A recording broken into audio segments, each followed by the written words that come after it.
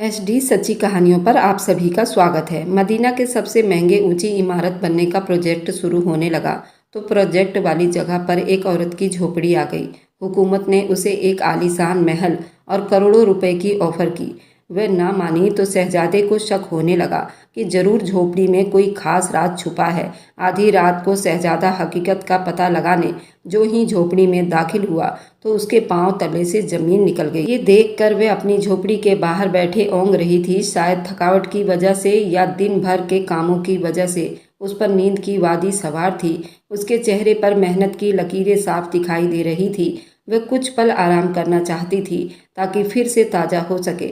वह सड़क पर बनी दीवारों से टेक लगाकर बैठ गई, मगर बेपनाह सुकून था। न जाने वह इतनी बेहोशी में क्या सोचकर मुस्कुरा रही थी। गहरी नींद में जाने लगी। उसे अपने आजू बाजू कुछ थोड़ी हलचल महसूस हुई। उसने अपनी आंखों को पूरा खोला और अपने आसपास देख लिया। कीमती लिबास में वे 4 से 5 लोग थे जो उसकी झोपड़ी के आजू बाजू में जायजा लेते हुए नजर आए। न जाने वे क्या बातें कर रहे थे। वह वीराने में देखती रही, दोबारा से आंखें बंद करके बैठ गई। सुनो, ये झोपड़ी तुम्हारे लिए।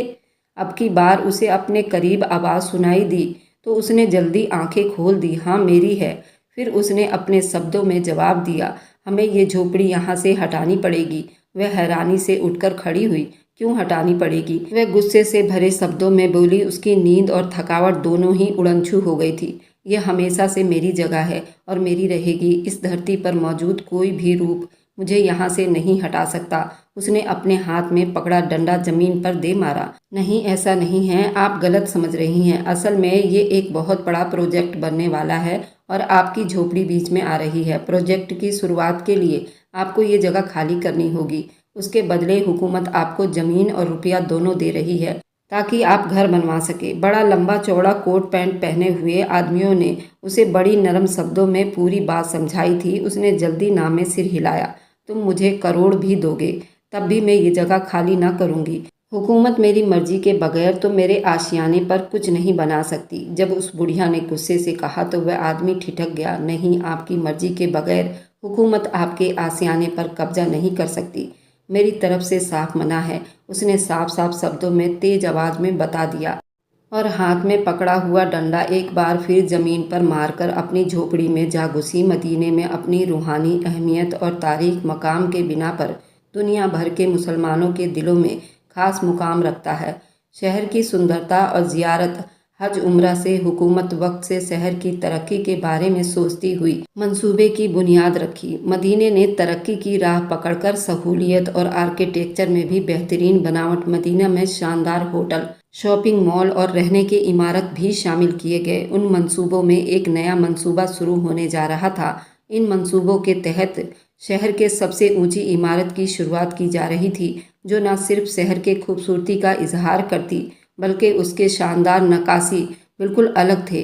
दूसरे मुल्क से आने वाले विदेशियों के लिए ये इमारत दिलचस्पी का गढ़ थी जिसे हुकूमत को काफ़ी फायदा पहुंचता है। मदीना के मुल्क में प्रोजेक्ट के सभी कार्यकर्ता को हिस्सा लेने के बाद मंजूरी दे दी गई थी। ज़मीन का जायजा लेने जो ही कुछ सरकारी मुलाजिम उस जगह पर पहुंचे तो उन्हें इस बड़े प्रोजेक्ट के रुतबे पर एक छोटी सी झोपड़ी दिखाई दी जिसमें एक बूढ़ी औरत रहा करती थी। वह थोड़ी अलग प्रोजेक्ट की ज़मीन पर ऐसी छोटी मोटी झोपड़ियाँ आ जाया करती हैं जिन्हें उसके ज़मीन के बदले किसी और इलाके में ज़मीन दी जाती है। इसलिए उन लोगों ने इस बात को कोई ख़ास अहमियत नहीं दी और झोपड़ी की मालकिन औरत को उस प्रोजेक्ट के बारे में बताया। मगर उस झोपड़ी के बारे में सबसे ख़ास बात ये थी कि उस औरत ने अपनी झोपड़ी किसी भी कीमत पर खाली करने से मना कर दिया था। शहजादे के आदमियों ने उस बूढ़ी औरत को नए घर की ऑफ़र की मगर उसका जवाब हाँ में ना हुआ और वे लोग हैरान होकर वापस लौट गए। उस वक्त तो उन्हें ऐसा लगा जैसे वे औरत गुस्से में झोपड़ी खाली करने से मना कर रही है। मगर प्रोजेक्ट के शुरुआत तक उसकी ना में हाँ ना बदली। उन्होंने उसे ज़्यादा पैसों की ऑफ़र की मगर वह मान ही नहीं रही थी। वह बूढ़ी औरत परेशानी से झोपड़ी में टहल रही थी। उसे कुछ समझ नहीं आ रहा था वह क्या करे। वह किसी भी सूरत पर झोपड़ी खाली नहीं करना चाहती थी।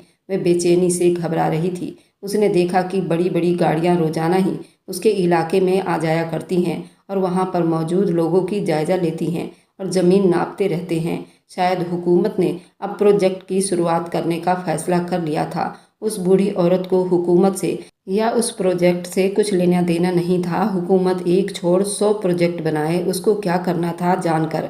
आसपास दूर दूर तक हुकूमत की रजामंदी फैली पड़ी थी। हुक्मरान वहां पर तामीर शुरू करवाना चाहते थे। जाने उसकी टूटी फूटी झोपड़ी के पीछे क्यों पड़े थे।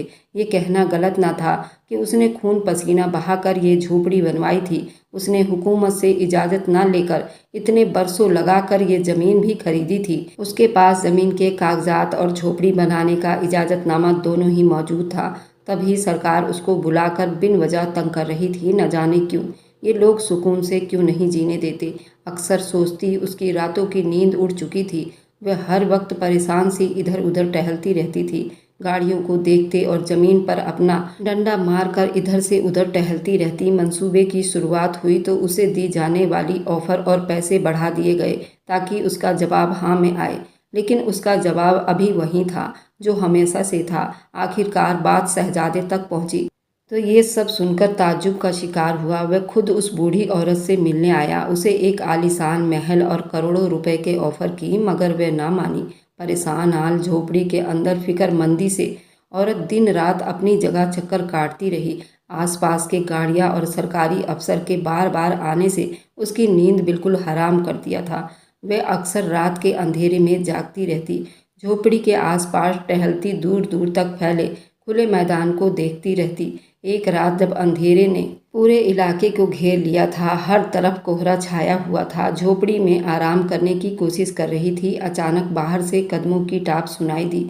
वह फौरन उठ बैठी और अपने डंडे को मजबूती से थामकर बाहर निकल आई।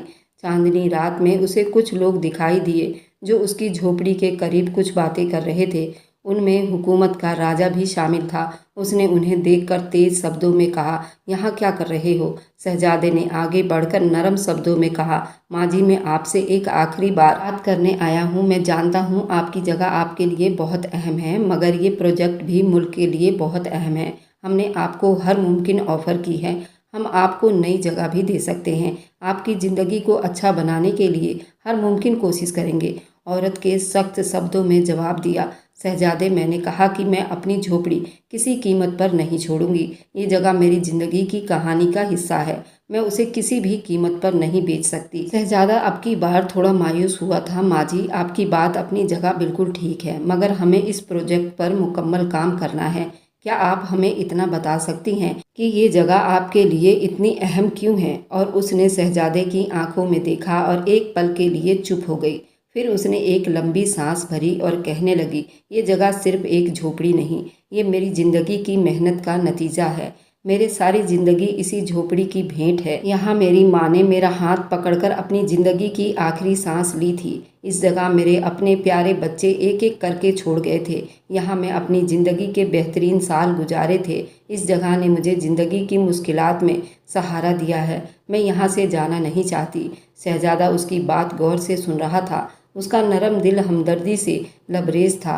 उसने नरम शब्दों में कहा, माँ जी, मैं आपकी बात समझता हूँ, मगर शहर की तरक्की ज़रूरी है। आपको इस जगह के बदले एक अच्छी जगह देने का वादा करते हैं। आपकी झोपड़ी की जगह पर एक और बड़ी प्रोजेक्ट की बुनियाद रखी जाएगी जो मुल्क की तरक्की के लिए बहुत ज़रूरी है। औरत ने एक पल के लिए सोचा, फिर बोली, बेटा, आपकी ऑफ़र अच्छी है, मगर ये झोपड़ी मेरी ज़िंदगी का हिस्सा है। मैं उससे जुड़ी हुई हूँ और उसको नहीं छोड़ सकती। अगर हुकूमत को मेरी जगह चाहिए तो मुझे यहाँ पर ही रहने दें और अपना प्रोजेक्ट पूरा करें। मैं वादा करती हूँ, मैं आपके काम में कोई रुकावट नहीं बनूंगी। वह दूर हवाओं में चिल्लाकर बोली थी। शहजादा हैरान रह गया। उसने पहली बार देखा था कोई आदमी अपनी झोपड़ी के लिए इस तरह मोहब्बत दिखा सकता है। वह गहरी सोच में गुम था, मगर हिम्मत नहीं हारना चाहता था। एक और कोशिश करके देख लेता हूँ। मैं आपकी बात समझता हूँ माँ जी, आपकी मोहब्बत की कदर करता हूँ। हम कोशिश करेंगे कि आपको एक शानदार महल नुमा घर दें जहाँ आप अपनी ज़िंदगी को सुकून से आराम से बिता सकें। और ना सिर्फ उस महल में ज़िंदगी की हर एक ऐशो आराम होगी। वह औरत शहजादे की बात सुनकर सख्त हैरान थी। शहजादे, आप क्या समझते हैं, मैं दौलत या ऐश इशरत पाने की खातिर अपनी झोपड़ी छोड़ दूंगी? अगर मुझे ये जगह छोड़नी ही होती तो आप मुझे कोई ऑफ़र ना भी देते, तब भी मैं ये छोड़ देती। ना तो मुझे ऐशो इशरत की चाह है, ना पैसों की तमन्ना। आप मेरा जवाब सुनकर मायूस होंगे, मगर मेरी तरफ से आज भी इनकार है। मुझे उम्मीद है आप अपने आदमियों को बार बार यहाँ नहीं भेजोगे, मुझे आराम से ज़िंदगी बिताने दोगे। शहजादा हैरान था, कोई भी फटी पुरानी झोपड़ी की खातिर करोड़ों की ऑफर कैसे ठुकरा सकता है। उसने अपनी पूरी ज़िंदगी में आज तक ऐसा न देखा न सुना था। ज़्यादातर लोग झोपड़ी कुछ ज़मीन या एक घर के बदले ही खाली कर दिया करते थे। उसकी ज़िद और मोहब्बत से शहजादे को शक होने लगा, उस झोपड़ी में ज़रूर कोई खास राज है। उसने तय कर लिया कि वह ये राज जरूर जानकर रहेगा। इधर मंसूबे की शुरुआत हो चुकी थी, दूसरी तरफ शहजादा उस बूढ़ी औरत की झोपड़ी के खोज में लगा था। एक रात हद से ज्यादा अंधेरा था। शहजादे ने अपना हुलिया बदला। उसने अपनी कीमती रेशमी पोशाक को उतार कर अलग रख दिया और एक सादा सफ़ेद पोशाक पहन लिया। उसने अपने सोने की दाढ़ी वाली कपड़ों को छोड़कर एक आम सादा सफ़ेद कपड़ा पहन लिया। उसने अपने चेहरे को बदलने के लिए सफ़ेद रंग की मूछ दाढ़ी भी लगा ली। अब वह एक आम बूढ़े आदमी की तरह लग रहा था, कोई भी उसे पहचान न सकता था। रात के उस अंधेरे में कम से कम बुढ़िया औरत तो बिल्कुल ना पहचान पाती। वह उस औरत की झोपड़ी के नज़दीक चला गया। अब उस झोपड़ी के अंदर जाने का तरीका सोच रहा था। वह झोपड़ी के बाहर लड़खड़ाकर गिर पड़ा। उस औरत को बाहर से कुछ धड़ाम की आवाज़ सुनाई दी और फौरन उठकर बाहर चली आई और देखा तो एक आदमी को ज़मीन पर गिरा पाया तो उसकी मदद को लपकी। वह आदमी बुरी तरह से ज़मीन पर गिरा पड़ा था। उस औरत ने उसे पानी पिलाया और उसको सहारा देकर अपनी झोपड़ी में ले आई और उसे कोने में लगे बिछौने पर बिठा दिया। मैं बहुत दिनों से भूखा हूँ, कुछ खाने को दे दो, शहजादे ने बड़ी लाचारी भरी शब्दों में कहा। तो वह औरत सोच में पड़ गई। उस वक्त उसके पास खाने को कुछ मौजूद नहीं था। वह दोपहर की सूखी रोटी पानी में डुबोकर कुछ देर पहले ही खाई थी, तो उसके पास कुछ सिक्के मौजूद थे। उसको मालूम था देर रात गए कौन सी दुकान खुली रहती है। ठीक है, मैं तुम्हारे लिए कुछ खाने को ले आती हूँ। उसने कपड़ों के ढेर में से एक चादर में बंधे कुछ सिक्के खोला और झोपड़ी से बाहर निकल पड़ी। शहजादा जो अपने पेट पर हाथ रखकर कमजोर सा लेटा था, उसके बाहर निकलते ही उठ बैठा। उसके पास ज़्यादा वक्त नहीं था। उसे जल्दी ही वह राज खोजना था जिसके खातिर वह यहाँ झोपड़ी में चला आया था। उसने बड़ी तेजी से आसपास का जायजा लिया था। एक कोने में फटे पुराने कपड़ों का ढेर, जबकि दूसरे कोने में पानी का बर्तन और गिलास रखा था। पूरे जमीन पर एक मोटा सा कपड़ा बिछा हुआ था। शहजादे को पहली नज़र में तो झोपड़ी में कुछ खास दिखाई नहीं दिया। वह अपनी जगह से उठकर खड़ा हुआ और आजू बाजू रखी हर चीज को छूकर देखने लगा। झोपड़ी के पीछे की दीवार को जो ही उसने देखा तो उसे भारी लोहे की आवाज़ सुनाई दी। उसने जल्दी जल्दी वहां के पड़े कपड़ों को एक तरफ किया। ये देखकर हैरान रह गया। वहां एक लोहे का भारी छोटा सा दरवाज़ा लगा था। उसने जो ही दरवाज़ा खोला तो उसके पैरों तले से ज़मीन निकल गई। जब उसने देखा कि वहाँ एक सुरंग मौजूद थी, उसने अपनी जेब से टॉर्च निकालकर उस सुरंग में रोशनी की। उसे लगा कि दरवाजे के पीछे दीवार होगी या शायद कोई पाइपलाइन वगैरह, मगर वह एक सुरंग थी जिसमें अंदर जाने का रास्ता मौजूद था। वहाँ पर एक पतली सी तंग जगह थी। शहजादा घुटनों के बल चलकर वहाँ से गुजर सकता था। शहजादा एक ही पल में सुरंग के अंदर मौजूद था। वह घुटनों के बल चलता रहा। वह सुरंग काफ़ी लंबी थी। वह चलते चलते थक चुका था, मगर उसने हिम्मत न हारी। उसे रात जानकर ही रहना था। वह चलता रहा। आखिरकार सुरंग खत्म हुई। वह लोहे की भारी सीढ़ियों से उतरकर नीचे पहुंचा। यहाँ एक बहुत बड़ा तहखाना था। शहजादे ने घूम फिर कर पूरे तहखाने का जायजा लिया, मगर वह बिल्कुल खाली था। अब कुछ खास ना पाकर वापस पलटने ही लगा था कि उसके पांव से कोई चीज़ टकराई और वह लड़खड़ा कर गिर गया। उसने बड़ी मुश्किल से खुद को संभाला, मगर ये देखकर हैरान रह गया कि सामने एक खुफिया कमरा था जो खुद ब खुद खुल गया। शायद शहजादे का पांव गलती से उसके हैंडल पर पड़ गया था और दरवाज़ा अपने आप खुल गया था। शहजादा हैरानी से अंदर दाखिल हुआ। वह कमरा किताबों से भरा हुआ था और नए जवाहरात से भरा पड़ा था। ऐसा लगता था ये किसी बड़े अजीम आलीशान सल्तनत की निशानियां थी। शहजादा हैरान होकर हर एक चीज़ को अपनी उंगलियों से छूता आगे बढ़ रहा था। वह औरत कौन थी और इस तरह कीमती सामान उसके पास कैसे आया था? एक बात तो तय थी कि वह इतना सब कुछ चुराकर यहाँ नहीं छुपा सकती थी। ये सब उसकी मलकियत थी। उस औरत ने अपने बाप दादाओं की निशानियों को महफूज रखने के लिए अपनी झोपड़ी से छुपाने की जगह बना रखा था। वह एक एक चीज़ का जायजा लेने लगा। यहाँ इस कदर कीमती सामान मौजूद थे कि करोड़ों की ऑफर के सामने कुछ नहीं थी। तभी उस औरत ने महल और करोड़ों रुपए लेने से मना कर दिया था। शहजादा हैरानी से एक एक चीज को छू रहा था। उसी बीच में उसे अपने पीछे कदमों की आवाज़ सुनाई दी, तो उसने चौंक कर पलट कर पीछे देखा। वही बुढ़िया औरत हाथ में डंडा पकड़े उसकी तरफ बढ़ रही थी। कौन हो तुम? यहाँ तक कैसे पहुँचे? उसका चेहरा सुर्ख लाल हो रहा था। मैं कोई चोर नहीं हूँ, आप मेरा यकीन करिए। मैं आपको और आपके इस कीमती धरोहर को कोई नुकसान नहीं पहुँचाऊँगा। मैं एक शहजादा हूँ, मेरा नाम अब्बास है। मैं कुछ दिन पहले आपसे मिलने भी आया था। शहजादे ने अपना चेहरा साफ किया ताकि बुढ़िया उसकी पहचान कर सके। शहजादे ने नकली दाढ़ी मूछ भी उतार दी और उस औरत ने गौर से शहजादे की चेहरे को देखा। अब वह उसको एक नज़र में ही पहचान गई थी। शहजादे, आप यहाँ कैसे आ गए? ये राज तो हमने सदियों से छुपा रखा था, मगर अब ये सब खुल जाएगा। मगर आप कौन हैं और ये सब आपके पास किस तरह आया? शहजादे ने फिर से उस बूढ़ी औरत से मजबूर होकर पूछा। अब तो मुझे आपको सब कुछ बताना पड़ेगा। वह धीरे कदमों से चलती हुई एक बड़े चबूतरे पर टिक गई। शहजादा भी उसके नक्शे कदम पर चला, उसके कुछ ही फासले पर बैठ गया। मेरा नाम मेहरुनिसा है। मेरे बाप दादा एक जमाने में इस्लामी सल्तनत अदन के हुक्मरान थे और हमारा खानदान वहाँ हंसी खुशी रहता था और एक बड़े इलाके पर हुकूमत करता था। वह शहर अपनी खूबसूरती और दौलत के लिए मशहूर था। दुनिया भर के ताजदारों का गढ़ था। हमारे महल की शान शौकत देखने लायक थी और हमारे खजाने की कहानी दूर दूर तक मशहूर थी। बहुत से दुश्मनों की नज़र हमारे महल और खजानों पर थी। दुश्मन सदियों से हमले की तैयारी में बिजी थे, बल्कि कई बार हमारे इलाके और महल पर हमला भी कर चुके थे, मगर हमारे ताकतवर सिपाही हमेशा ही उनका मुंह तोड़ जवाब देते थे। मेरे परदादा उस वक्त सबसे बड़े सिपा सलार थे। एक दिन वे अचानक ही बीमार हो गए और चल बसे। उनके वफात के बाद सल्तनत को बहुत ज़्यादा नुकसान और धक्का लगा और उनकी जगह उनके शहजादे ने संभाली, मगर हम सब सोग में थे। एक दिन हमारे सल्तनत पर दुश्मनों ने हमला किया। एक तरफ हमारे लोग इस हमले के लिए तैयार नहीं थे, तो दूसरी तरफ हमलावर बहुत ज़्यादा तैयारी के साथ किया गया था। वह एक बड़ी जंग थी, उसमें हमारा खानदान सब कुछ हार गया। दुश्मनों ने हमारे महल पर कब्जा कर लिया, सबको मार डाला। कुछ लोग अपनी जान बचाकर वहां से भाग आए और साथ जितना सामान ला सकते थे ले आए, जिसमें कीमती चीज और एक बड़ा डब्बा भी शामिल था।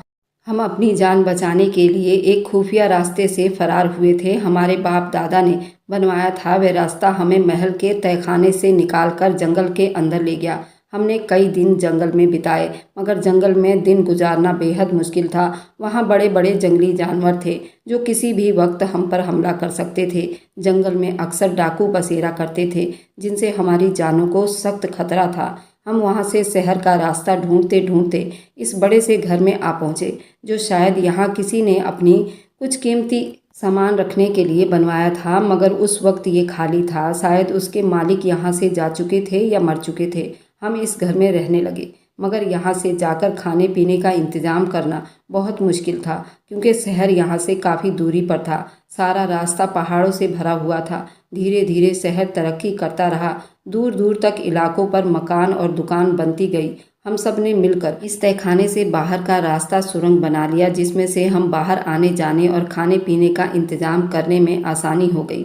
मगर हमें डर था कोई दरवाज़ा देख ना ले, इसलिए हमने उसके ऊपर एक झोपड़ी बना दी। हम अक्सर यहाँ आते और अपने दादा की शान शौकत याद करते, क्योंकि अब हमारे पास उनकी यादें ही बची थी। मेरे साथ आने वाली बाकी औरतें एक एक करके इस दुनिया से चली गईं।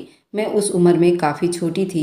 मुझे नहीं मालूम था मुझे उन सब चीज़ों का क्या करना चाहिए। अगर किसी को पता चल जाता तो वे लोग मुझे भी जान से मार देते, जैसे मेरे बुजुर्गों को मार दिया था, और सारा सामान लूटकर फरार हो जाते। जबकि ये सब हमारी खानदानी सल्तनत के विरासत के समान थे और मुझे सबसे बेहद प्यार था। मैंने अपने बाप दादा की किताबों को पढ़ना जारी रखा, उनसे बहुत कुछ सीखा। ये खजाना और किताबों मेरे बाप दादा की निशानियां हैं और मैं उन्हें संभाल कर रखना चाहती हूँ। मैं अपने प्यारे बुजुर्गों की शफ़क़त और तारीख को जिंदा रखना चाहती हूँ। लोगों को बताना चाहती हूँ कि मेरा ख़ानदान किस तरह मलिया मेट कर दिया गया। पूरा का पूरा कुंबा एक ही रात में ख़त्म कर दिया गया, लेकिन ये आज तक ना कर पाई। उस उम्मीद पर जिंदा हूँ, एक दिन इस शहर से हुक्मरानों का हाल लोगों तक पहुँचाऊँगी, मगर ये मुमकिन होता नज़र नहीं आया। मैंने बहुत सी किताबें लिखी जिसमें मैंने अपने बचपन की हर वाक़ये को बयां किया, मगर उन किताबों को बाहर नहीं निकाल पाई। जो किताबें आप देख रहे हैं ये मैंने ही लिखी है। मेरे माँ बाप ने मुझे लिखना पढ़ना सिखाया था। वह भी जान बचाकर भागने वालों में से एक थे। शहजादा ये सब जानकर सख्त हैरान था। वह सोच भी ना सका था एक शहजादी ने उसके शहर में किस तरह गुमनामी की जिंदगी बिताई थी। शहजादे ने फौरन समझ लिया ये खजाना मदीना की तारीख और शिफ़क़त के लिए बहुत अहम रखता है। उसने औरत की इज्जत और उसके राज की हिफाजत का वादा किया और तय किया कि इस मकाम को तारीख वर्ष के तौर पर महफूज किया जाएगा। उसके बाद उस जगह पर सबसे ऊंची इमारत शामिल करने का मंसूबा हटा दिया गया और मदीना की उस झोपड़ी को उसकी तारीख अहमियत के साथ बरकरार रखा गया। शहजादा उसके खजाने को अपने साथ महल ले गया। जो किसी सल्तनत की शहजादी थी उसने अपने बचपन से लेकर अब तक किसी फ़कीर जैसी ज़िंदगी बिताई थी। शहजादे ने खुद से वादा किया कि वह उसकी मर्जी से इमारत तामीर करवाएगा जिसमें उस अदन शहर वहाँ के शहजादों की तारीख महफूज की जाएगी। अपने मर्जी से अपने बाप दादा के महल से मिलता जुलता अपने शहर जैसी इमारत तामीर करवाई जो अदन रियासत के तौर पर बनाई गई थी। शहजादे के उस फैसले ने न सिर्फ उस औरत के दिल में उसके लिए इज्जत और मोहब्बत पैदा की बल्कि मदीना के लोगों में भी उसका मुकाम बुलंद कर दिया। हुकूमत ने उस इलाके को एक नकासी महल करार दिया और उस अदन शहर में उस खुफिया कमरा को बनवाया अवाम के लिए नुमाइश पर रखा गया। ये आज़ाद अदन शहर मदीना की तारीख की शिफ़क़त की हिफाजत और उसकी तालीम के लिए एक अहम मरकज़ बनाया गया। उस वाक़े ने पूरे शहर को एक पैगाम दिया मगर अपनी शिफ़क़त और तारीख को महफूज रखना भी इतना ही अहम है। झोपड़ी की दास्तान मदीना मुनव्वरा की एक मिसाल बन गई जहाँ बीते हुए कुदरत और तरक्की एक साथ नुमाया होती है। इसी तरह मदीने ने अपनी रूहानी तारीख के साथ बरकरार रखते हुए भविष्य की तरफ कदम बढ़ाया। ये कहानी जल्द ही पूरे मुल्क में फैल गई और मदीना मुनव्वरा की झोपड़ी एक अलामत बन गई। कैसे एक आम औरत की इस्तिफाकत और शहजादे की समझदारी ने शहर की तारीख और शिफ़क़त को महफूज किया। उस वाक़े ने लोगों को अपनी जड़ों से जुड़े रहने और अपने बाप दादाओं की कदर करने का सबक दिया। मदीने में आने वाले विदेशी अब सिर्फ मस्जिद नबवी और दीगर मुक़द्दस मकामात की ज़ियारत करते हैं मगर उस अदन शहर के घर का भी रुख करते हैं जहां उस झोपड़ी की कहानी सुनाई जाती है। उसके अलावा हुकूमत ने भी शहर की दीगर इमारत और सिफाती मुकामात की हिफाजत के लिए नए कानून और मंसूबे बनाए। वाक़े मदीने की आवाम के लिए एक मिसाल बन गया था। मदीना शहर के तरक्की में वह ये ना भूले। इस तरह मदीना मुनव्वरा ने दुनिया को सिखा दिया कैसे एक शहर अपनी तारीख और शाखा को बरकरार रखते हुए आगे बढ़ सकता है और उसकी ये कहानी हमेशा के लिए दिलों में महफूज हो गई। वक्त गुजरने के साथ साथ मदीना मुनव्वरा में हुकूमत और शहरियों ने मिलकर इस बात को यकीनी बनाया कि शहर की यदि तरक्की के साथ साथ उसकी तारीखी और रूहानियत भी महफूज रहे। तालीम में उस वाक़े को इंसाफ का हिस्सा बनाया गया ताकि नई नस्ल अपने बीते हुए अजमत से वाकिफ़ रहे और जो नई प्रोजेक्ट की तामीर हो रही थी उस अजीम प्रोजेक्ट को पूरा किया गया था जो उसने खुद से किया था। वह अपने ख़ानदान की तारीख को हमेशा याद रखेगी और तमाम लोगों तक इस जंग के बारे में बताएगी जिसमें उसका पूरा ख़ानदान और हीरे जवाहरात और उसकी किताबें लाखों विदेशी उस अदन घर को देखने आते हैं और वे कहानी सुनते हैं जिसने मदीना में अदन घर को महफूज रखने में अहम किरदार किया था। दुनिया भर में एक मिसाल बन गया कि किस तरह आम लोगों की इस्तेकामत और हुक्मरान की वसीयत मिलकर तारीख को महफूज कर सकती है। मदीना की उस कहानी ने ये साबित किया कि हकीकत तरक्की वही होती है जो अपने बीते हुए जड़ों को मजबूत रखे और अपने भविष्य की राहों को रोशन करे। अलग अलग मुल्क से आने वाले विदेशी उस कहानी की अजमत को देखने के लिए मदीना शहर आते हैं। शहर के इंतजामिया ने भी उस मकाम की देखभाल और तरक्की के लिए और ज़्यादा प्रयास किया ताकि ये मकाम आने वाली नस्लों के लिए महफूज रख सकें। उस किस्से के बाद मदीना मुनव्वरा के लोगों ने अपनी तारीख और शिफ़क़त पर पकड़ करना सीख लिया था। हर गली, हर इमारत, हर चेहरे पर मदीना की शानदार तारीख की झलक नज़र आने लगी। उस झोपड़ी की कहानी ने सिर्फ एक शाख को महफूज किया बल्कि मदीना मुनव्वरा के भविष्य की बुनियादों को भी मजबूत किया। इस तरह मदीना ने दुनिया को सिखाया कि ज़्यादा तरक्की के सफ़र में अपनी जड़ों से जुड़े रहना ही हकीकत की कामयाबी है। मदीने मुनव्वरा की झोपड़ी की ये कहानी नस्ल दर नस्ल याद की जाएगी और ये शहर की तारीख की एक हिस्सा बन गई। लोग अपनी मुखालफों में इस वाक़े का जिक्र करते हैं, नई नस्ल को बताते हैं कैसे एक बूढ़ी औरत की मोहब्बत और वफादारी ने मदीना के सफ़र को महफूज किया। मदीना के कॉलेज स्कूलों में इस कहानी को अपनी किताबों में शामिल कर लिया गया था ताकि बच्चे अपनी तारीख से वाकिफ़ हों और इस पर फिक्र करें। इस वाक़े में सिर्फ शहर की शाखा को मजबूत किया गया बल्कि लोगों में अपने वतन की हिफाजत का जज्बा भी पैदा किया। हुकूमत ने भी उस वाक़े से सबक सीखा और दीगर तारीख की कौम की हिफाजत के लिए और ज़्यादा कदम उठाए। मदीना मुनव्वरा के मकाम ने अपने तारीख की कुदरत करते हुए उसे महफूज रखने के लिए वादा किया। उस झोपड़ी की कहानी जो कभी एक आम औरत की इस्तेकामत की अलामत थी, अब मदीना मुनव्वरा की रूह और उसके लोगों की पहचान बन चुकी थी। ये मदीना मुनव्वरा की झोपड़ी ने न सिर्फ एक शहर की तारीख को महफूज किया बल्कि उसकी रूहानी शाखा को हमेशा के लिए बरकरार कर दिया। अगर आपको आज की कहानी पसंद आई है तो वीडियो को ज़रूर लाइक कीजिएगा और अपने दोस्तों के साथ शेयर भी कीजिएगा। और हाँ, अगर आपने अभी तक हमारे चैनल को सब्सक्राइब नहीं किया है तो ज़रूर सब्सक्राइब कर लीजिए। मिलते हैं हम अपनी कल की एक नई दिलचस्प कहानी के साथ। मुझ पर सदा अपना प्यार और स्नेह बनाए रखें। सभी को मेरा प्यार भरा नमस्कार दोस्तों।